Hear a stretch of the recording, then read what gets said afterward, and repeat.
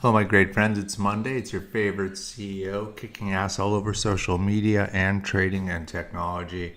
And this is continuation of the series that I've done before, which is why am I always in the good trades? Number one, I see it faster. I've got the long term, the short term working together because of the trade ideas data. And now, because I've been in this trade for quite a while, lots of my risk has moved away. So I'm adjusting my stop. I'm up $170, but I won't be losing more than 265 after previously, giving it its full run. But I'm in these because I find them here. Okay, this is sort of my master list. Okay, it's only 50 cents and it's moved an immense amount. 600,000 shares. So what I'm going to do here is I'm going to like it. Just keep an eye on it. I'm a big metals fan.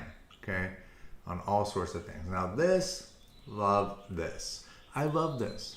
This is, to me, notice again, no, even though I have some indicators, but it's the eyes, they tell you.